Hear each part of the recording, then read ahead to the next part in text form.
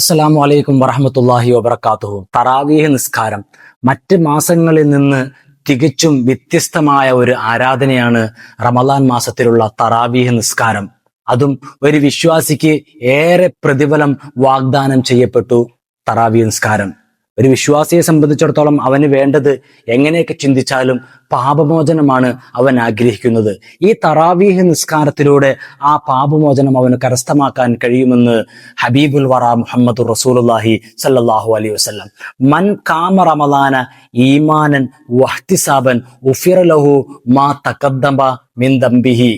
അള്ളാഹുവിന്റെ ഹബീബ് പഠിപ്പിക്കുകയാണ്, ഒരാള് പൂർണ്ണ വിശ്വാസത്തോടുകൂടെ ഈ പാപമോചനം നിങ്ങൾ ആഗ്രഹിക്കുന്നുണ്ടോ, പൂർണ്ണ വിശ്വാസത്തോടു കൂടെയും പ്രതിഫലം ആഗ്രഹിച്ചുകൊണ്ട് തറാവി നിസ്കരിച്ചു കഴിഞ്ഞാൽ അവനത് ലഭ്യമാകുമെന്ന് അള്ളാഹുവിന്റെ ഹബീബ് പഠിപ്പിക്കുകയാണ്. രണ്ട് കാര്യങ്ങൾ ഇവിടെ ശ്രദ്ധിക്കണം.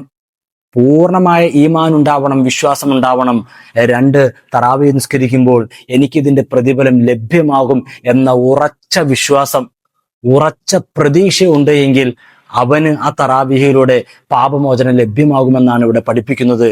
എന്ന് മാത്രമല്ല, ഓരോ തറാവീഹിനും വ്യത്യസ്തമായ പ്രതിഫലം കൂടി കരസ്ഥമാക്കാൻ കഴിയുമെന്ന് അള്ളാഹുവിന്റെ ഹബീബ് പഠിപ്പിക്കുമ്പോൾ ഇൻഷാ അള്ളാഹ് വരുന്ന ഓരോ ക്ലാസ്സിലും ഓരോ തറാവീഹിന്റെ പ്രതിഫലത്തെ പറ്റി ക്ലാസ് ഉണ്ടായിരിക്കുന്നതാണ്. നിങ്ങൾ ഈ ചാനൽ സബ്സ്ക്രൈബ് ചെയ്ത് ബെല്ലൈക്കൺ ഓൾ അമർത്തിക്കഴിഞ്ഞാൽ ഓരോ ദിവസത്തെയും ക്ലാസ് നിങ്ങളിലേക്കും എത്തും. അള്ളാഹു സുബ്ഹാനഹു വ തആല സ്വീകരിക്കുമാറാവട്ടെ.